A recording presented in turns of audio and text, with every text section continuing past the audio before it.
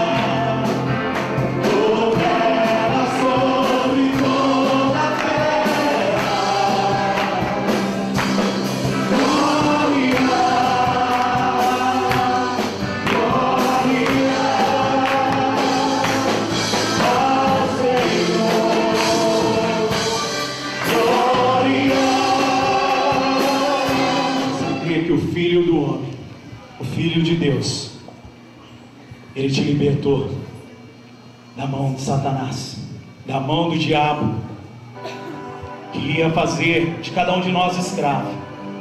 Mas Deus deu o seu Filho único, sangue inocente, que correu por nossas vidas. Ó Senhor, nós te damos tão pouco, Senhor. O seu sangue, Senhor, inocente, Pai, pagou, Senhor, nossas vidas, Deus. Que você nessa noite possa declarar ao Senhor que Ele te libertou pelo um alto preço pago lá na cruz. O que nós podemos ser é mais que agradecidos pelo que o Senhor tem feito sobre nossas vidas. Tudo que nós devemos ao Senhor é adoração, é o serviço ao Senhor diário em nossas vidas, é servir um Deus que é zeloso pelos seus filhos, que tem amor por cada um de nós. Que você possa declarar do fundo do seu coração que você é livre, que o sangue de Jesus te libertou, que o Filho do Homem, Ele vive e reina em nossas vidas. Declaro em nome de Jesus. Eu não mereço tanto amor. Eu não sou digno do seu perdão. A dor que passou, meu rei e meu Senhor, sempre o adorarei com amor. Filho do homem, me perdoou verdadeiramente, verdadeiramente. Posso erguer minhas mãos aos céus, levantar a minha voz e adorar, levantar a minha voz e exaltar, levantar a minha voz só pra dizer: livre eu sou.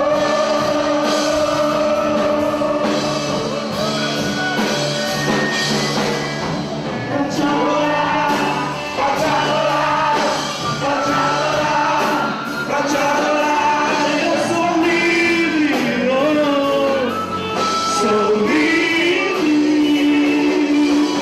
Pra te adorar, pra te adorar, pra te adorar, pra te adorar, eu sou livre, oh, sou livre.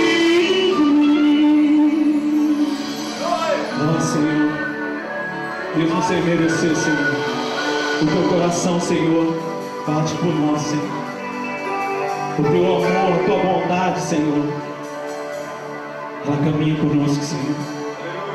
Que nós podemos, Senhor, voltar para os teus braços todos os dias, Senhor. E como um pai, Senhor, o Senhor nos abraçar, Senhor, com um amor, Senhor, grande, Deus. Que nós possamos, Senhor, sentir o teu amor a cada dia, ó Pai. Sentir a tua misericórdia, Senhor, sobre nossas vidas, Senhor. Porque, Senhor, o Senhor é a razão das nossas vidas, Senhor. O Senhor é a razão, Senhor, do nosso viver, Pai, do nosso respirar, Deus. Mesmo sem merecer, Senhor, o Senhor nos amou e nos ama, Deus. Declara o nome de Jesus. Eu não mereço tanto amor, eu não sou digno do seu perdão. A dor que passou, meu rei e meu Senhor, sempre o adorarei com amor. Filho do homem, me libertou verdadeiramente, verdadeiramente. Posso erguer minhas mãos aos céus, levantar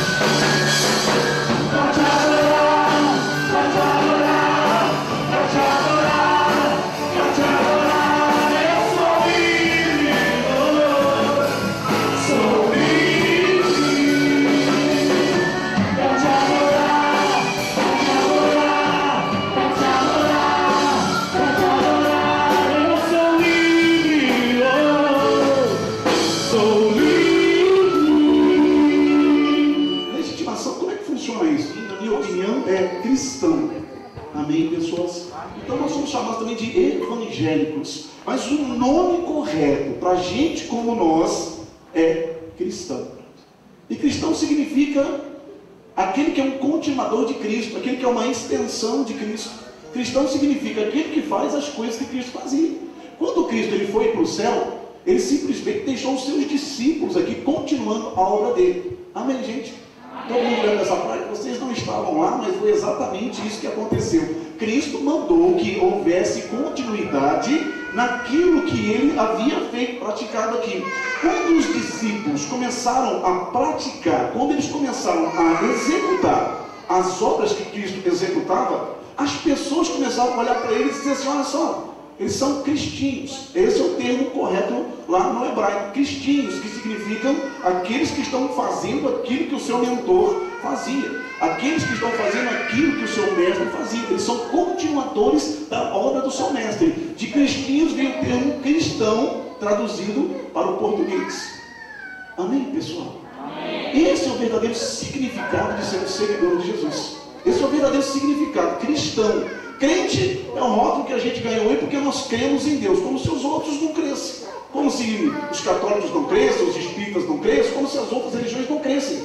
Então, crente é um rótulo pejorativo para todo aquele que se diz crente em alguma coisa. E como nós nos denominamos crentes em Deus, ganhamos o nome de crentes. Evangélicos, porque somos portadores de uma boa nova. Mas o verdadeiro nome é: eu sou cristão.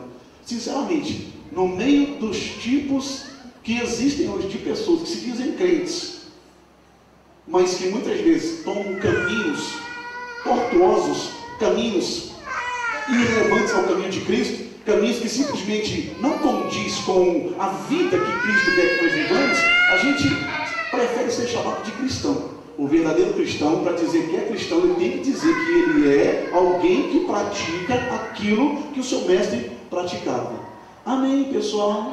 Agora eu quero perguntar: quantos aqui nessa noite são seguidores de Jesus Cristo? Levanta a mão e fala assim: eu sou! Amém, glória a Deus, aleluia. Nós estamos aqui cheios de seguidores de Jesus. Ninguém quer ficar sem seguir Jesus Cristo. E seguir Jesus não significa que eu tenho que ir atrás dele, porque ele não está mais entre nós. Quando eu falo assim, seguir Jesus, é nós fazermos aquilo que ele gostaria que nós fizéssemos, aquilo que ele pediu para nós fazermos, é nós imitarmos a Cristo. O apóstolo Paulo, ele imitava tanto Jesus Cristo que ele diz assim: olha, sede meus imitadores, como eu sou de Cristo. Ele dizia assim: eu sou um simples homem, eu sou um simples carnal, só que eu imito Cristo, eu faço as coisas que Cristo fazia, então vocês podem me imitar. Hoje os crentes da face da terra, eles dizem assim: olha, maldito o homem que confia no homem. Por que a gente não pode confiar no homem? Porque a gente não pode seguir o homem, porque a gente tem que tomar cuidado com o homem.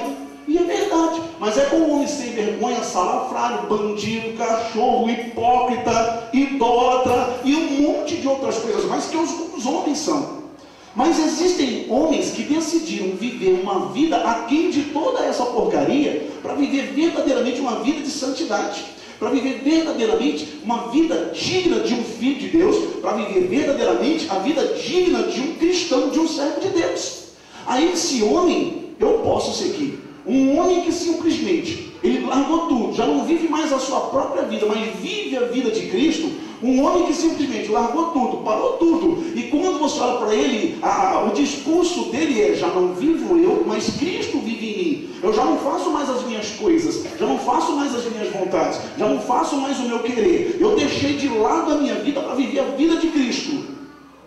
Esse homem, ele se tornou como o apóstolo Paulo, que diz assim: olha, pode me imitar, pode fazer o que eu estou fazendo, porque quando você me imitar e fizer o que eu estou fazendo, você vai estar fazendo o que Cristo fazia. Por quê? Porque eu já não faço mais as coisas que o Paulo fazia. Então ele diz assim: ó, vocês são a luz do mundo e vocês são o sal da terra. Se o mundo anda em trevas, é por culpa de vocês. Se o mundo não tem sabor e perece, é porque o sal da terra tem sido insípido. Então vocês precisam ter sabor para preservar, para saborizar, e vocês precisam ser luz para iluminar. Não é luz para ficar debaixo da cama, tem que ser luz para ficar no velador. Luz aonde todos vão poder se guiar por vocês. Essa é a chamada do cristão. E se nós somos imitadores de Cristo, nós, na visão celular, no modelo dos 12, que é uma ferramenta que nós usamos para ganhar o perdido, para simplesmente consolidar o perdido, para depois disciplinar o perdido, para poder enviar, nós seguimos a metodologia de Jesus Cristo. Jesus Cristo, ele tinha discípulos, ele tinha uma multidão que o seguia. E teve uma noite que ele simplesmente passou a noite em oração. E quando ele desceu do monte, depois de ter orado, porque ele não podia escolher qualquer pessoa, de qualquer forma, de qualquer maneira, dentre os seus tantos discípulos. Então Jesus, ele passou a noite em comunhão com Deus, em comunhão com o Pai. De manhã ele desce, Jesus Cristo, ele chega para os discípulos dele, como estão vocês aqui nessa noite aqui, e ele escolhe, dentre os seus discípulos, dentre os seus seguidores, ele escolhe quantos? 12. Escolhe quantos? 12. Por que 12? Eu não vou nem... A pastora Cátia está me olhando feio. Eu não posso perder meu tempo explicando esse negócio de 12 para vocês. Mas Jesus escolheu 13 discípulos dentro dos seus seguidores. Amém, pessoal? Amém? Amém no meu nariz de quem falou amém. Vou repetir. Jesus escolheu 13 discípulos dentro de todos os seus seguidores. Amém? Amém? Amém? Nada. Já tem gente perdida aí. O diabo está aí. Eu estou vendo. Sai, cara. Jesus desceu do monte e escolheu 11 discípulos dentro dos seus seguidores. Amém? Amém. Quantos que ele escolheu? 12. Quantos? 12. Mas tinha uma multidão. Teve um dia que só para ensinar, só para evangelizar, só para ressuscitar, purificar leprosos, ele enviou 70. Mas ele não queria caso com 70, ele queria caso com 12. Ele escolheu 12 discípulos e chamou eles de apóstolos. Amém? Amém. Amém, pessoal? Amém. O que significa apóstolo? Apóstolo é um enviado. Apóstolo é um preparado. Apóstolo é alguém que simplesmente é escolado. Apóstolo é alguém que vai ser ensinado. Apóstolo é alguém que vai ser talhado. Apóstolo é alguém que agora vai andar de pertinho, mas muito de pertinho, com o Criador de todas as coisas, que naquele momento estava encarnado na terra. Apóstolo é alguém que precisa de preparação para ser um continuador da obra apostólica que Cristo veio realizar. Um enviado. A palavra apóstolo significa exatamente isso. Um enviado.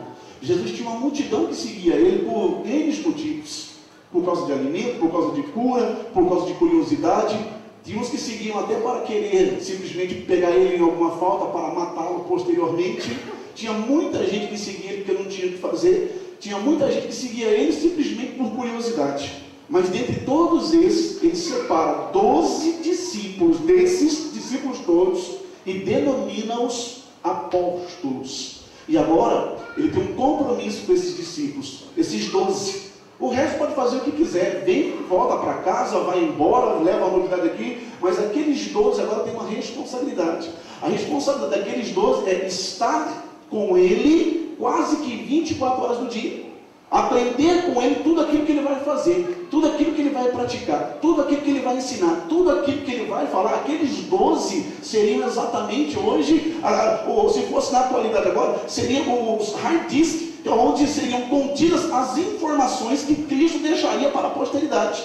Naquele tempo não tinha computador, então tinha que tudo ficar gravado na memória de alguém, na mente de alguém. Naquele tempo não tinha a tecnologia que tem hoje. Então Jesus escolheu 12 por causa de um número profético vindo de Deus, e ele deixou esses 12 à disposição de estar com eles, e os 12 de estar com ele. Vocês serão diferentes da multidão, vocês serão diferentes dos outros discípulos. Vocês vão ser chamados meus amigos, porque estarão comigo onde eu estiver, verão tudo o que eu fizer, falarão daquilo que eu falar, farão aquilo que eu fazer. Eu vou derramar poder e autoridade sobre vocês. O evangelho precisa ser pregado muito rapidamente, porque eu tenho tempo para voltar para o Pai. Então vocês serão equipados, ficando junto comigo, para serem propagadores das minhas obras e continuadores posteriormente de tudo aquilo que precisa fazer no mundo. Não podia ser 13, não podia ser 11, não podia ser 10, que é o número do basta na Bíblia. O número de Deus é o número do basta, é 10. Não podiam ser 10 discípulos, porque 12 na Bíblia fala de governo, 12 fala de administração, 12 fala de multiplicação, 12 fala de crescimento. Nós vemos aí Deus ele brincar com 12 desde a criação do mundo. Para governar o dia, ele determinou 12 horas. Para governar a noite, mais 12 horas. Para governar o ano, 12 meses. Para governar a nação sacerdotal, ele escolheu 12 homens. Fez com que 12 homens nascessem de um homem chamado Israel, ou Jacó, antes de Israel. Então você vai ver que o 12, ele está na Bíblia, e todas as vezes que o 12 aparece, o 12 fala de governo.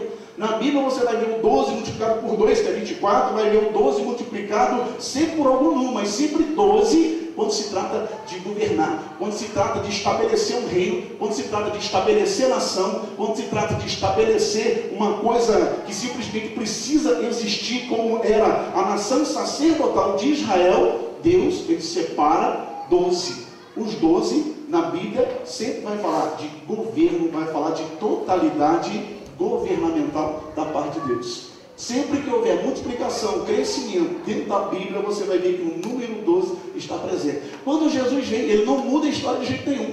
Ele não chama 13 e não chama 11. Ele separa 12 discípulos para poder, através desses 12, fazer o Evangelho chegar até onde chegou. Eu não sei se é o seu caso, mas o Evangelho de Jesus, através dos 12, chegou até mim. Não chegou até eu. Para todos nós chegou o Evangelho. Nós estamos aqui, você só conhece o Evangelho de Jesus por causa de 12 discípulos que ele tinha.